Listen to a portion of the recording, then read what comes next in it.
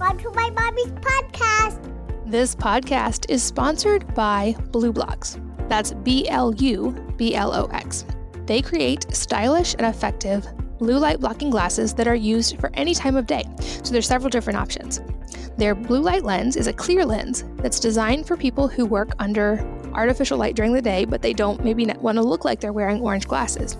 This one is designed to target the light that creates digital eye strain, migraines, headaches, and more, but it's their most gentle, easy, inconspicuous lens. Their Summer Glow lens steps it up a notch, and this is great for people who are exposed to intense artificial light all day, or who, as a result, suffer from migraines, anxiety, depression, or seasonal affective disorder. And this blocks the spectrums of light that contribute to those conditions. An even further step up for better sleep, their Sleep lens is a complete blue and green light blocking full red lens, and the idea is to use this after the sun goes down. So when the sun goes down, the red glasses go on. And the studies are showing that by blocking blue light, you can increase your melatonin production and improve sleep. And I know I've seen this change in my sleep tracking, as have many other people who have made that adjustment. And lastly, if you aren't able to create a perfectly dark sleep environment, their Blackout Sleep Mask is the next best thing. It blocks 100% of light while staying comfortable and easy to sleep in. As a listener of this podcast, you can save 15% on any BlueBlox products by using the code WellnessMama. So to get that deal, go to blueblox.com/wellnessmama. That's BLUBLOX.com/wellnessmama and use the code WellnessMama to save 15%. This podcast is sponsored by XPT. You might have seen me mention this on Instagram, as it's something I've been implementing lately, and here's why.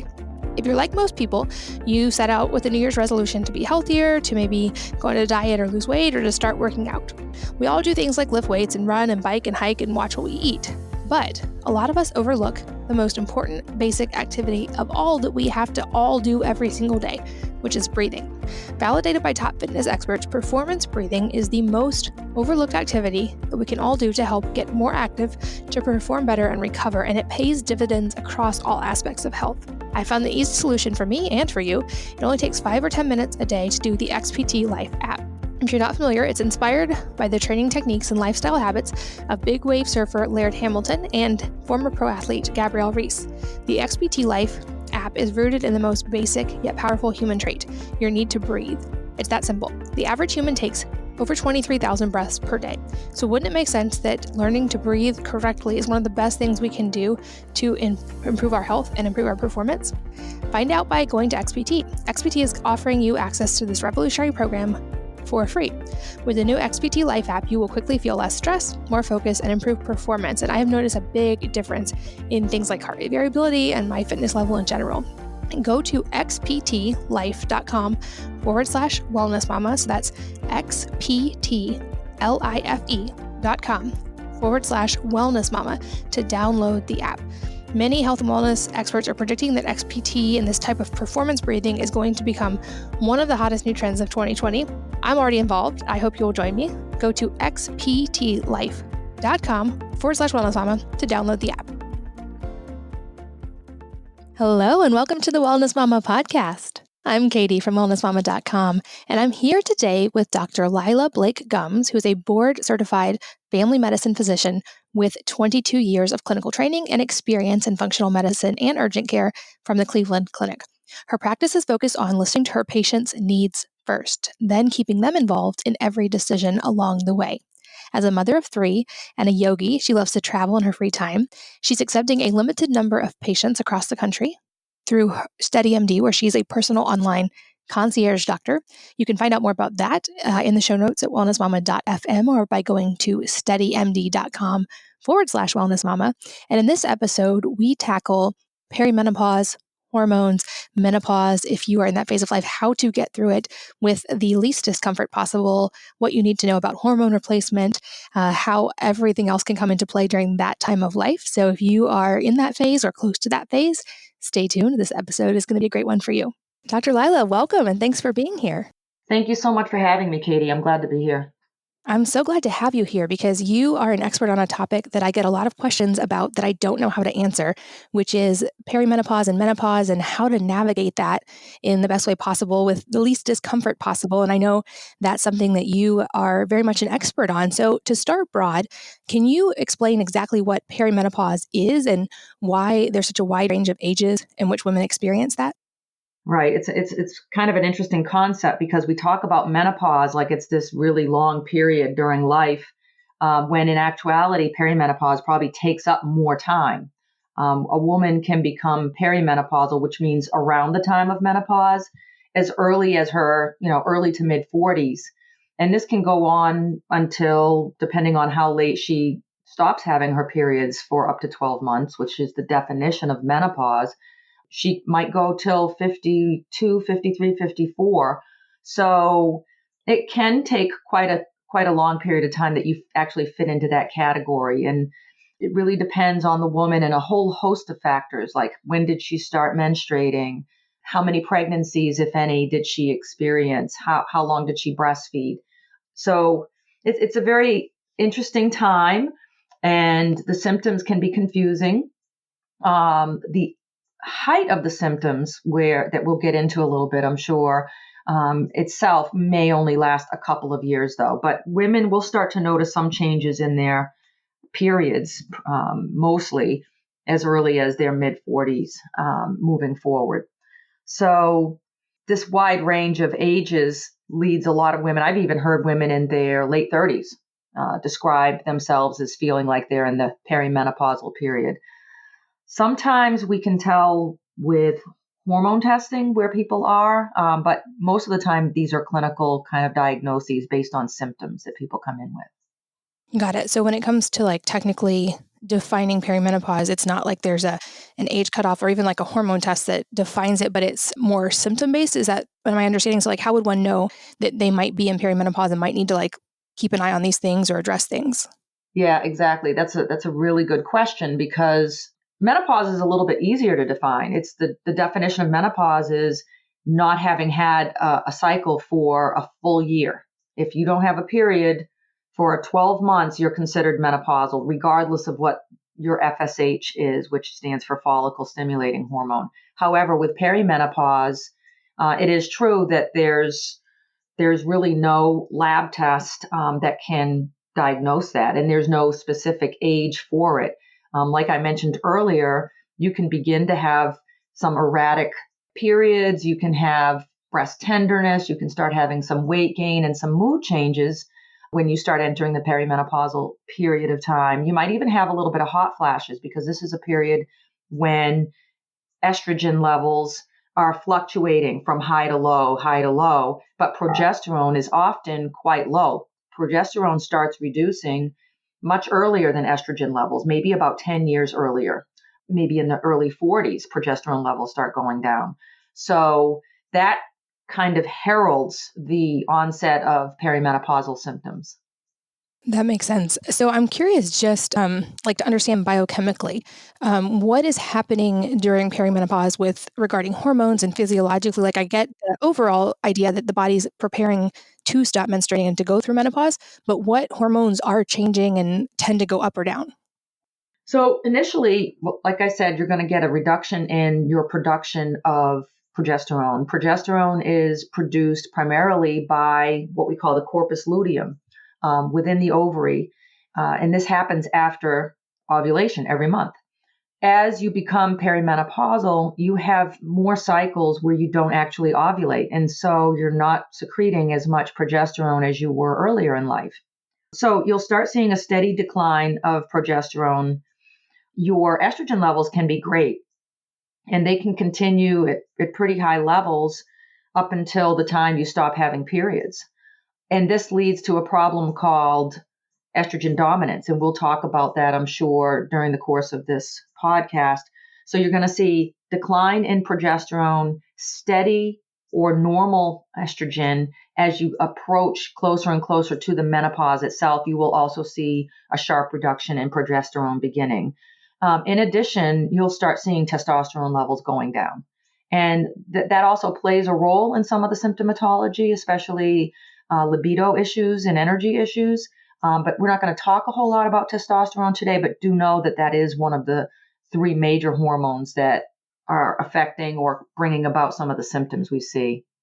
That makes sense. And I would guess, based on my understanding of hormones, more just from, for me, the pregnancy and just monthly cycle side, it's like they are so interdependent. Like if one goes up or down, it typically has an effect on the others in some way. Is that true also in perimenopause?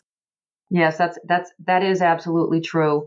And other things like body weight can kind of impact the severity of symptoms during the perimenopausal and menopausal period of time. Because remember, fat cells will make estrogen in the body, and so one of the ways that you can keep your estrogen levels a little bit more steady and try to avoid some of the estrogen dominance that's at least preventable is by trying to maintain a healthy body weight.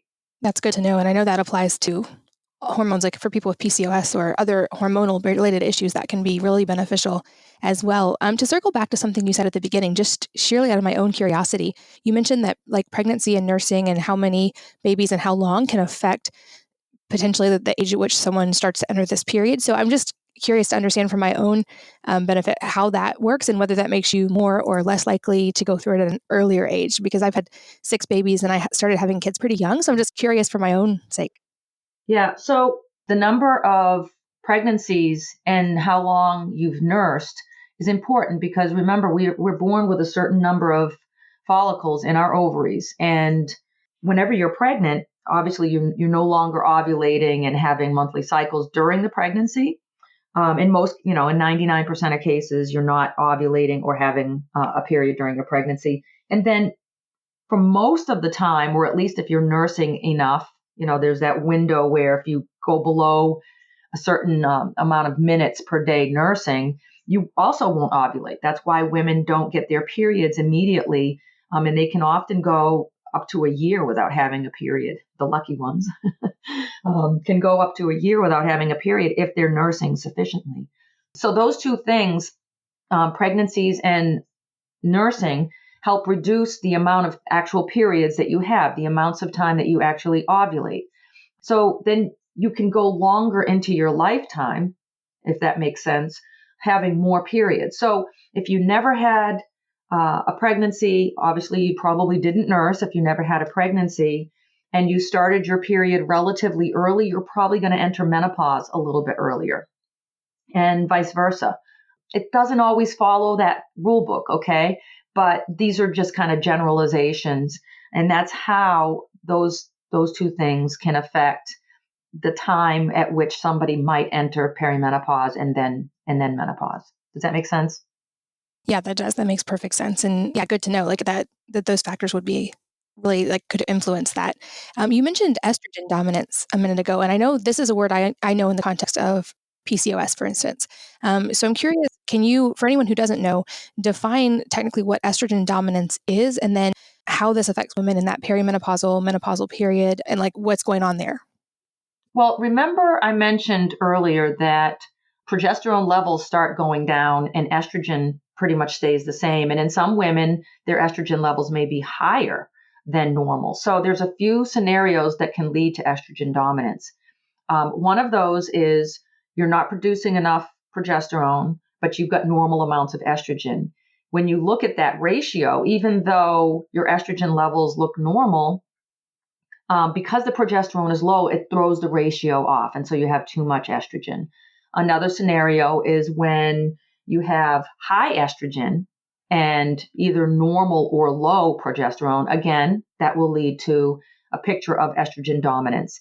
And then the third scenario is even if you're almost menopausal or you're in the midst of say you've been not had a period for 9 to 18 months and your estrogen's already become low, you can still be estrogen dominant with a low estrogen because your progesterone is even lower. It might even be almost non-detectable because you don't have any more corpus luteum being produced.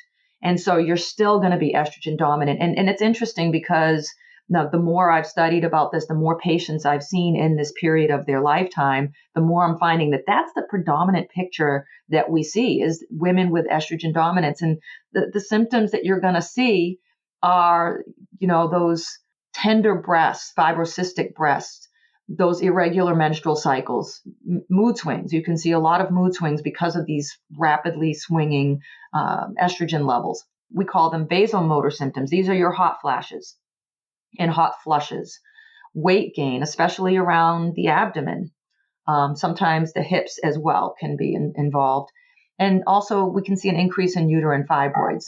Those typically tend to get a little bit better as estrogen levels completely go down because they're sort of, for lack of a better word, fed by the estrogen. So these are all the symptoms, and there's several more, but these are the main symptoms that people will come in. Sometimes low libido. A lot of women complain of brain fog during this time period. Okay, so if I'm understanding, estrogen dominance is actually all about the ratio. It's not like women can just take a test and have an estrogen number in a vacuum and a doctor say, okay, you have estrogen dominance. It's about in relation to progesterone? That's correct. So you can get estrogen levels as well as progesterone levels drawn. And, there's debate out there about whether saliva, blood spot, or serum levels are best. I typically use blood levels. I send someone to the lab and I'm going to get an estradiol level and I'm going to get a progesterone level. And I can do the math to figure these out. And it's easy to find if a woman, especially if you see that her progesterone comes back really, really low. Ideally, you want a ratio of about 100 to 200. And I'll be honest, most women that come in that are in this period of time typically do not have a ratio of 100 to 200, and they're usually pretty symptomatic by the time they see me. So that's probably why we're seeing this. Gotcha. So then if it's about the ratio, is it as simple as raising progesterone, or is it more complicated than that? Well, that's a good question. And I think you've kind of hit the nail on the head. And there's a lot of ways we can do that. It doesn't automatically mean giving somebody progesterone, but in many cases, that is what we do. There are some other things that you can do to reduce the estrogen dominance. You can give oral micronized progesterone. Typically, the studies have shown about 200 milligrams per day. In women that are still menstruating, you can give it during the last half of their cycle. So usually it's day 12 or 14 until they begin menstruating. In women that aren't menstruating, we can give it throughout the cycle. We can give it daily. But some other things before going to progesterone, especially in women that are concerned about taking any hormones. These are for sure bioidentical hormones. However, and it's the correct form of progesterone. It's not the same progesterone you find in oral contraceptives. But some women still want to try other things first. So one of the biggest things that I like to encourage are dietary changes to start with. Things like increasing your fiber intake, because fiber is going to help remove some of the excess estrogen that's recirculating through our intestinal tract. If you have very low fiber intake, what will happen oftentimes is you'll reabsorb some of the estrogen that would otherwise pass out through your stool. So increasing fiber will help bind some of those estrogen molecules up and carry them out. Also, cruciferous vegetables, 1 to 2 servings a day, I highly recommend. And one of the reasons is because they contain nutrients, one in particular called indole 3-carbinol, helps to detoxify estrogen. And so, especially for women that have what we call a COMT mutation, it's a type of a genetic mutation that some women have that can make it more difficult for them to detoxify their estrogen. And we won't go into a whole lot of the forms of estrogen that are toxic versus non-toxic, but cruciferous vegetables and certain supplements like DIM, diindolyl methane, will help detoxify estrogen and also allow it to pass out through the stool. Also, exercise and stress reduction. I can't talk more strongly about the importance of stress reduction. Things like yoga and meditation and breath work. All of these can help reduce or eliminate excessive estrogen and what we call pregnenolone steal, which is kind of a siphoning off of the components that you need to make progesterone, where it is due to stress kind of shuttled over to make cortisol as opposed to making progesterone, and then therefore resulting in a reduction in your circulating progesterone levels. Acupuncture is also helpful and can help with a lot of the vasomotor symptoms that women suffer from, which, by the way, I haven't mentioned, tends to be the biggest complaint that women come in with, but not necessarily the most dangerous aspect of menopause. And those would be cardiovascular, risk of bone loss. I'll just leave it there. Bone loss and cardiovascular risk factors. Also, alterations in the cholesterol profile. We'll see that happen with reductions in estrogen levels. I love that you address some of the food-based ways, because that's my background in nutrition, and it's like as if any of us needed even more reasons to eat green vegetables, but they're so beneficial in so many ways. And I've also read that green vegetables are high in magnesium, which I personally found, and I think a lot of women find helps lessen symptoms of even PMS or cramps for me. And so I would guess there's maybe like a beneficial effect there as well. And I also love that you brought up the cardio and bone loss side, because you're right. I think hot flashes are what we stereotypically associate with menopause. But from what I've read, in menopause, women's risk of cardiovascular disease rises almost to the rate of men. And I'd love to explore a little bit of why that's the case, and if maybe is iron an aspect there, because women aren't losing iron each month by bleeding? Are there other factors involved, and how can we counteract that? Because obviously that's a huge problem in our society, and it's on the rise. So what can women do knowing that going into this to help protect themselves?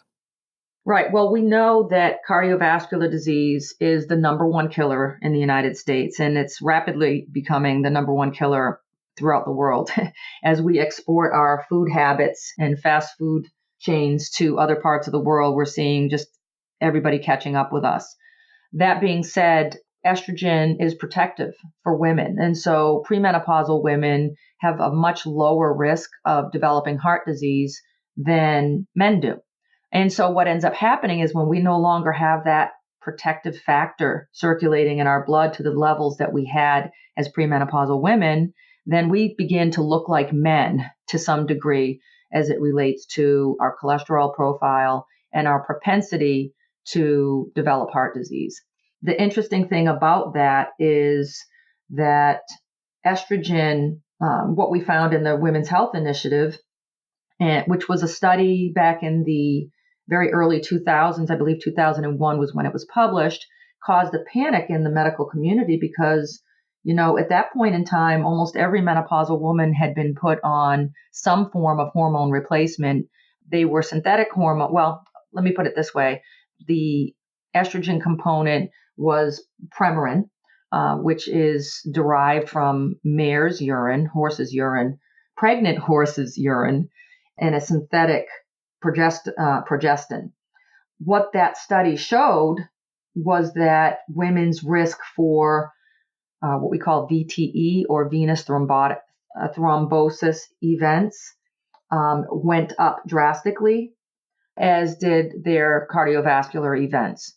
And so it did not protect them against the things that we thought they should be protected against by giving them those components. However, and this is a big caveat to that study and to the interpretation of that data, there were a lot of women in this cohort that were more than 10 years out of menopause, so they were over age 60.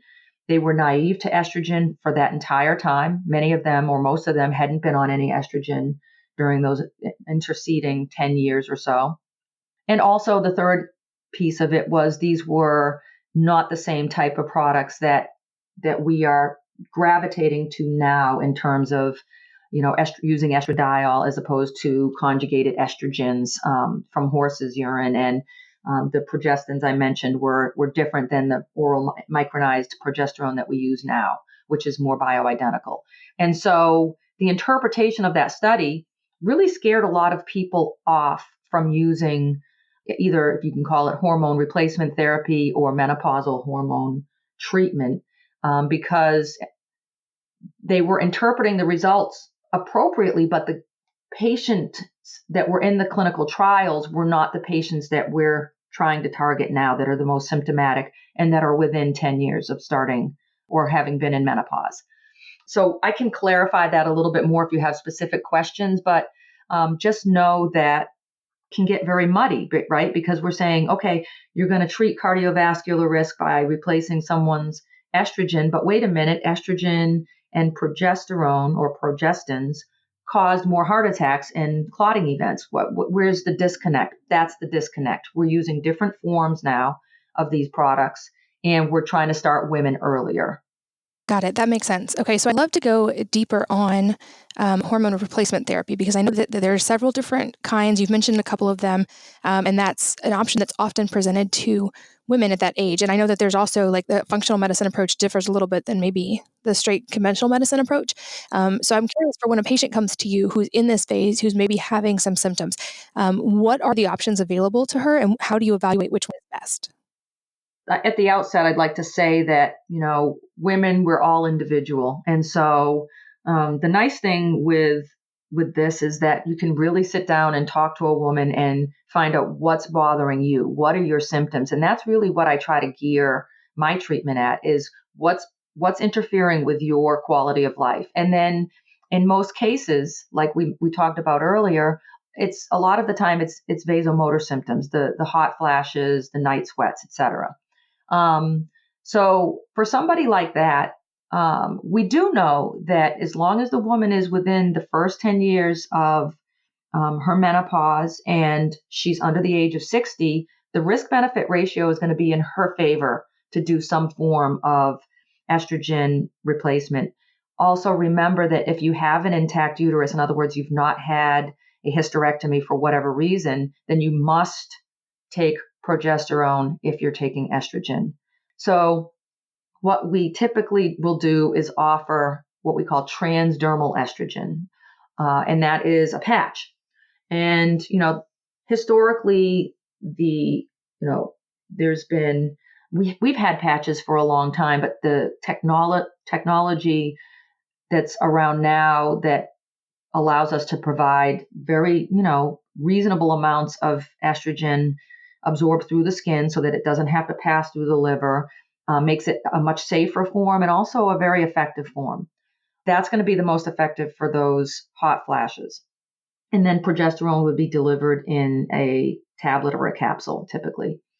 Other options are vaginal estrogen in a cream form. That's going to be great for some of the vaginal dryness and thinning of the vaginal tissue, but it's not going to help so much typically with the hot flashes. You need something a little bit more systemic to help with hot flashes. For women that have any contraindication to estrogen therapy, we'll start again with some of those things I mentioned with diet, increasing fiber, increasing cruciferous vegetables, acupuncture, starting somebody on DIM also is very helpful, can sometimes help with those symptoms. If a woman is not having significant hot flashes yet, but she's having maybe the really heavy bleeding, irregular bleeding that some women get, maybe earlier in the perimenopausal period, sometimes we can do things like chasteberry, which is a capsule that you take every day. It's another name for it is Vitex, Vitex. Sometimes that will help regulate periods in women, help make them more reliable. They might come a little bit more frequently and they might be a little bit less heavy. That buys you a little bit of time before you need to start some other type of hormone. Again, weight loss is important because estrogen production that takes place in the fat cells can contribute to these swings. So other things like evening primrose oil has been used. Agnus castus is another herb that some people use. So there's a lot in our armamentarium, and really what most of us are going to do is look at the particular woman sitting in front of us, and we're going to say, okay, what are your symptoms? What bothers you the most? And try to gear our treatment at that. That might mean that we're going to do several different things over a period of 5 to 10 years. So the therapy may change from when she's in her mid 40s or late 40s to when she's in her early to mid 50s. A few other things that might be helpful is reducing caffeine intake, also abstaining or reducing the amount of alcohol that you drink, because alcohol we know can increase estradiol levels and also decrease progesterone levels. And so that's going to exacerbate any estrogen dominance that we're already seeing at baseline.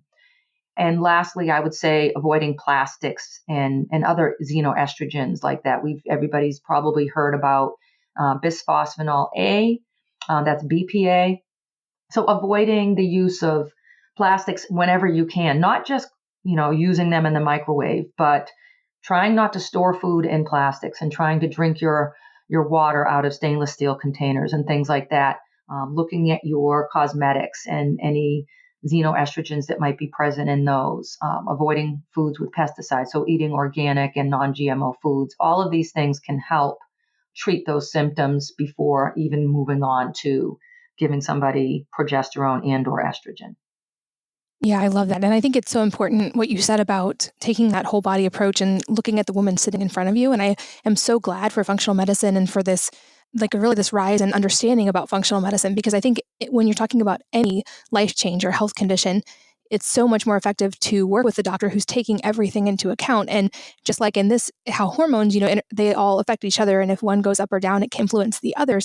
There's also, at least from my own experience, things like thyroid function and how that can influence perimenopause or any hormone aspect, or if there's gut stuff going on. If people have other conditions, instead of just trying to look at estrogen in a vacuum and is it too high or too low, it's taking the whole body approach and testing all of those things and then working with the patient to figure out how can you, as the person where you are right now, change your lifestyle, your diet, and is there a need for things like hormone replacement so that it's a whole body approach. And I found that was the key for me with thyroid disease and with so much else. And you work with SteadyMD, which is a company I love, and my doctor is also with SteadyMD. So I just wanted to mention that for anyone looking for a functional medicine approach who may or may not have a local doctor, this is a great way that people can connect with doctors like you, including you, and work through all of these things, not just be looked at as a symptom in a vacuum. I also love that you brought up plastic, because that is one of those topics I love to write about and educate about, and I think is so important. I write about it especially from the kids' perspective, and when they're young and they haven't even gone through puberty yet, how important it is to minimize plastic. But you're so right. I think we also have to think of that for ourselves, and especially when we're going through any hormonal period, it's so, so important. And I think people often discount just how important that could be. I know for myself, when it comes to hormone changes, and again, I haven't been through perimenopause, but I have worked on balancing my own hormones. I've also found that things like sleep is drastic. If I don't get enough sleep, my hormones will be off. And also for me, sunlight. And I'm curious if this is something you found as well. But if I get up and go outside in the morning and drink tea or water and be outside early in the morning, I find that it not only gives me more energy and helps my sleep at night, but that over time, my hormones, including cortisol, but also estrogen and progesterone, have all seemed to get into better ranges. And I've done other things as well, but I'm curious if that's something that you look at with your patients as well. Oh, absolutely. And thank you for bringing up just the intertwined nature of our organ systems and our hormones, because you're right that all of these hormones are important to understand. Your thyroid, you can't do this in a vacuum. You can't treat someone in menopause and ignore what's going on with their thyroid. It doesn't always mean that something's wrong with their thyroid, but we really need to rule that out as a contributing factor. As it relates to the last thing that you said surrounding the importance of sunlight and sleep, absolutely. So that not getting enough sleep causes, in and of itself, just that alone can cause stressors on the body, which are going to increase cortisol. And remember, I mentioned earlier in the podcast that when the need for cortisol production goes up because of chronic stress, including sleep deprivation, that you're going to be pulling away from the hormone cascade that makes progesterone. And so that's going to cause a problem right there. So minimum ideally of 6, ideally more like 7 to 9 hours of sleep. What we know is that DNA changes occur after just one night of getting less than 6 hours of sleep. And these DNA changes lead to an upregulation of your inflammatory, what we call cytokines, or inflammatory chemicals in your body, and downregulation of the anti-inflammatory cytokines. And so what ends up happening is you have an inflammatory picture going on when these genes change. So you've got to get enough sleep first and foremost. And then also the stress piece. We talked about that a little while ago. You really have to keep stress under control. That means different things to different people. Sometimes it's meditating, and I recommend all my patients meditate. We could do a whole podcast on meditation. Sometimes it's breath work. Sometimes it's, walking, a walking type meditation, something that's going to calm your nervous system. So anything that brings you calm and comfort, you should do that every day for at least 20 minutes. Sunlight you brought up. I'm sitting here in front of my light right now because even though it's still sunny and the weather's still not too bad in Ohio right now, I want to get ahead of the game in terms of it's going to get dark here really soon. It's going to start getting dark early. It's going to be dark when I wake up. And so trying to get exposure to the sunlight if you can, that would be ideal because if you're out and you're walking, you're getting exercise and you're getting sunlight. However, for people that live in areas where it's not as amenable to that type of activity every day, you can get yourself a light that provides at least 10,000 lux, that's LUX, and use that 20 to 30 minutes sometime shortly upon awakening. If you can get it in within the first 4 hours upon awakening, that would be great. And that will also help not only your mood. I don't know that there's any studies that will prove that lights like this will, or sunlight, in fact, helps with hormone levels. But I think you're onto something when you say that this has helped you, because if it helps your mood and it helps your stress levels, then it's by definition going to help balance your hormones. That makes sense. And like you said, if it helps your sleep as well, like sleep is so key for, I find that more and more for every aspect of health. And also the stress component you mentioned, that was the one I ignored for a lot of years because I just thought I could power through. And as long as I ate really clean and exercised and did all of that, I could just kind of power through the stress and the emotional side of things. And it wasn't until I really dove in and addressed those things that I really started seeing those internal shifts and then also the physiological shifts that come with them. A few kind of follow-up questions related to things we've talked about. So many of the things you mentioned related to perimenopause sound like things I also hear from women with PCOS. And I'm curious if there is any type of connection there and if people who have PCOS are more or less likely to experience symptoms more in perimenopause or to go through menopause earlier.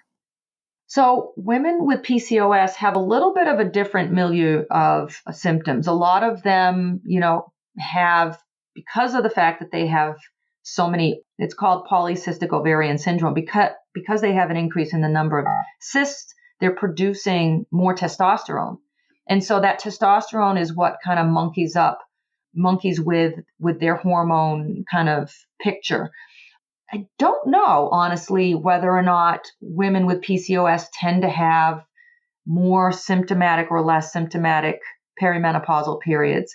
My gut instinct would tell me that they probably do, only because most people with PCOS have spent decades with hormonal aberrations. And so why should it be any different during the perimenopausal and menopausal period of time? They also tend to have problems with blood sugars. And when you have blood sugar issues, that tends to lead to weight discrepancies or having too much weight on board, which, as we already talked about, can lead to increased production of estrogen and that estrogen dominance becoming again a problem.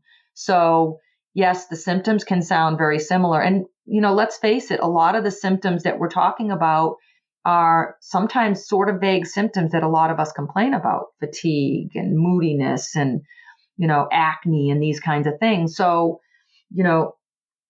we're going to see them across the board in women with different reproductive type conditions. We can treat them very similarly. People that come in with PCOS, though, I'm going to have probably a different mindset as it relates to, okay, which hormones do we want to treat here? And it's also going to depend a lot on their age. Gotcha. And then as another follow-up to that, I'm curious about different methods of birth control and how they might impact people and their experience in perimenopause and just hormonally overall, because I know there's a lot of options out there and I get a lot of questions from women about this and I have no idea and I'm not a doctor, so I don't answer them, but I'm curious how, if they do come into play, how they come into play.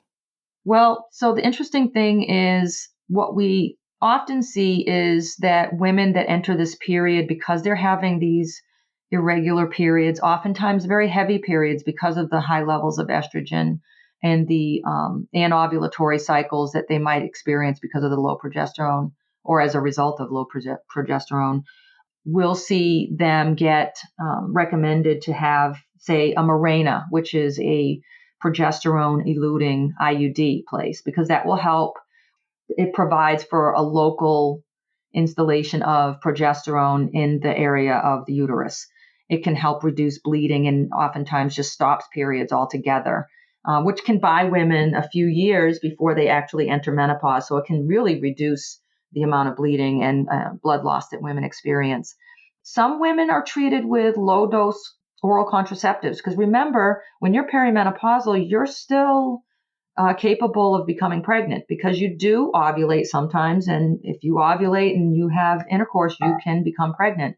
So some doctors will use various types of oral contraceptive, usually combination contraception. However, women that are over 40 and or women that smoke may be more at risk for blood clots if they're on oral contraceptive. So that's less and less common. We see that less and less commonly nowadays. And that's certainly nothing that somebody in functional or integrative medicine probably would recommend. I think it's definitely worth, especially for the women out there that don't tend to go to the doctor a lot, if you're on an oral contraceptive, you may not really see a lot of these changes because you're going to be getting a pretty constant dose of estrogen and progesterone throughout, the days that you're taking your tablets. So you may not get as much of the hot flashes, and your periods are going to be regulated. However, it might be worth for sure a visit at age 48, 49 to start discussing how to manage these symptoms, or how long you should continue to be on the oral contraceptive therapy. And I say that because of what I mentioned a minute ago about the risk for blood clots, especially if you have a family history of blood clots. It may be advisable to come off of that and to choose another course of therapy.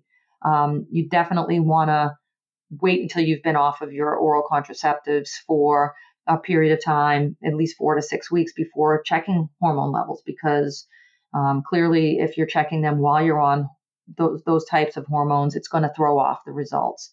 So having an appointment 48, 49, no later than 50 to discuss, okay, I'm entering this age range where most likely I'm going to be entering menopause soon. The average age in the U.S. is 51 for women becoming menopausal.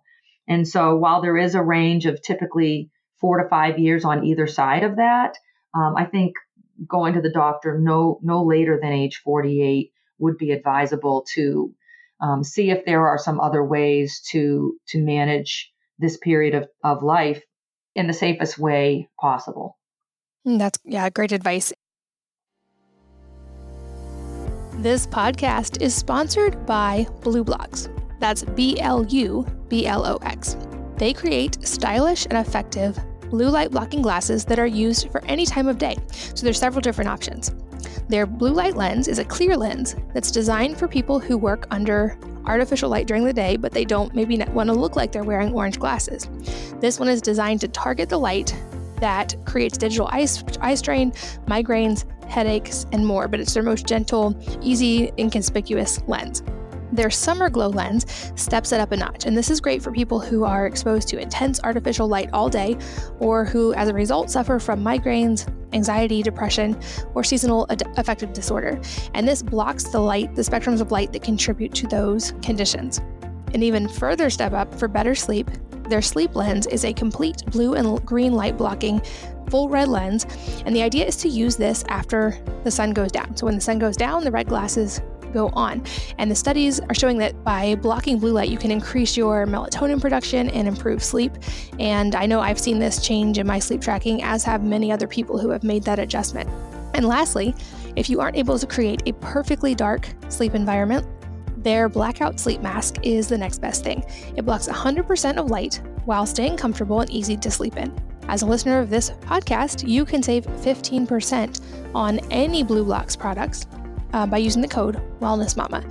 So to get that deal, go to blueblox.com/wellnessmama. That's BLUBLOX.com/wellnessmama, and use the code WellnessMama to save 15%.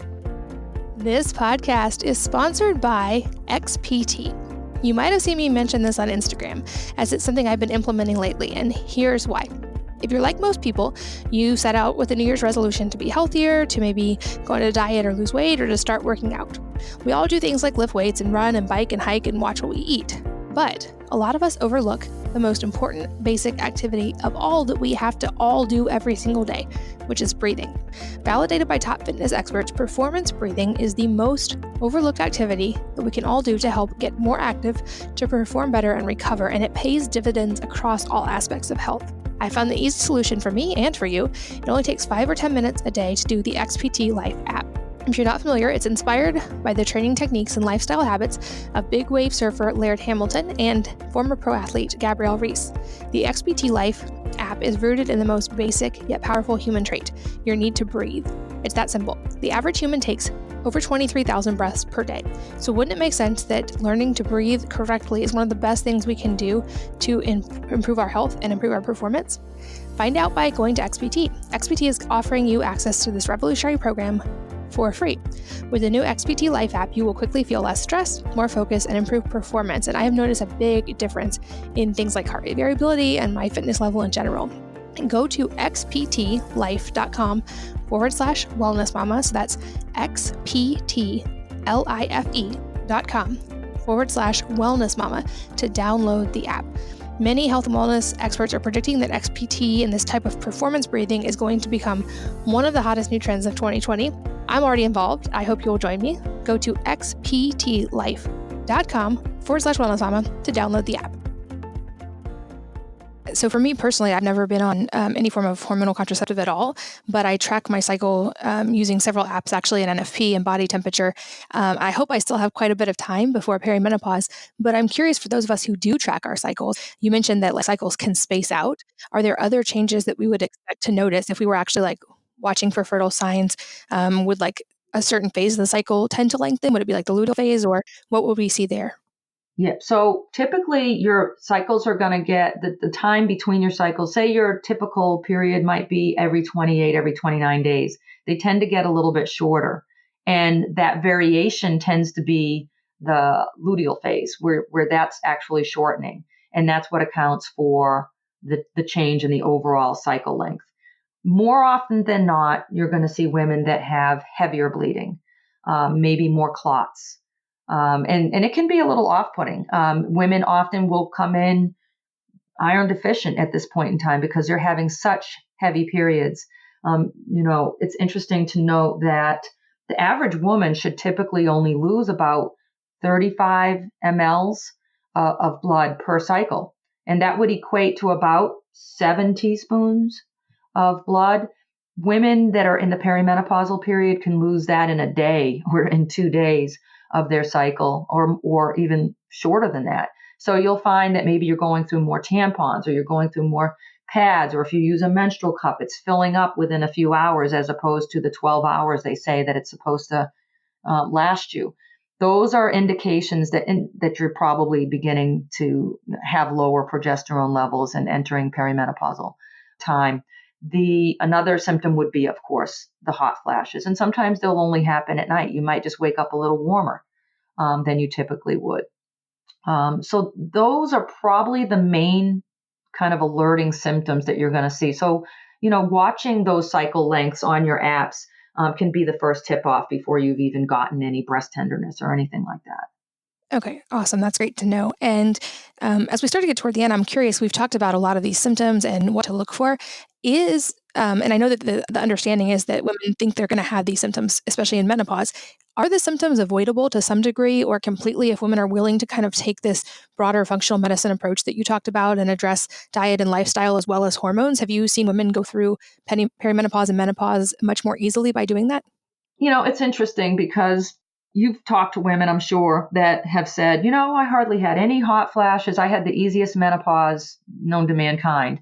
And they're not always women that are seeing functional medicine doctors. Sometimes it just really depends on the person, their family history, their, obviously diet and things like that. I would say this. I would say that in the vast majority of women that are really symptomatic, seeing the right, practitioner can really, really make a difference. Making these dietary changes, losing weight. Sometimes it's putting on weight. If you're underweight, sometimes putting on weight will help a little bit. Exercise. Can't stress enough the stress reduction. All of these things can definitely ameliorate the symptoms of menopause.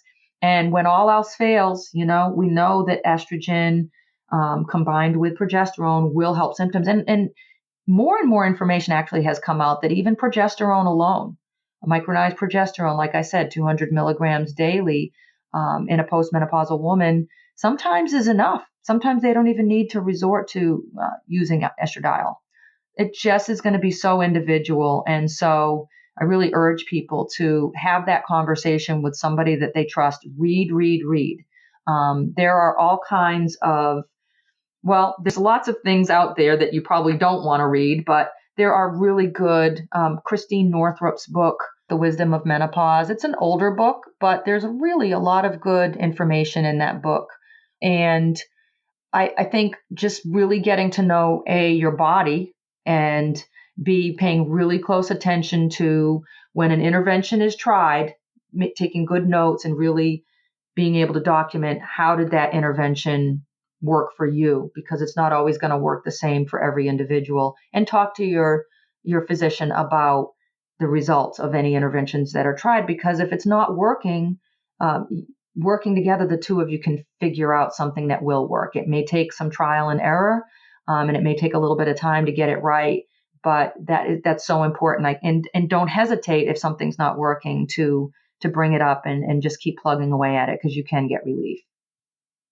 Absolutely. And I mentioned StudyMD kind of in the middle of the episode, and there's going to be links to both StudyMD and to you directly on StudyMD in the show notes at wellnessmama.fm. So if any of you guys are listening and you are in this phase of life, you can definitely find and work with Dr. Lyla or any of the doctors at StudyMD. But anything you want to say about StudyMD or how people can find and work with you? Well, the great thing about StudyMD really is, I found in my past 19 years of practice that one of the biggest complaints of people is that they can't get in when they need to get in. They don't have the access that they want or that they need. People are busy nowadays, and they really need, if they have an issue, they need to be able to get into their doctor. And sometimes 2, 3, 4 weeks isn't fast enough. So with StudyMD, you have access to somebody that is aligned with your thought process and your philosophy for health. And you have access to them, and they're going to get back to you. The app is great. The video chat is to me as good as being there in person. And so I feel like I can really help improve access. I can see people from all around the country. Another piece of it is that, if there's issues with these types of symptoms, I can order labs and you can take them to your local lab. You don't have to fly to Cleveland, Ohio to see me. And so I really like the convenience of it.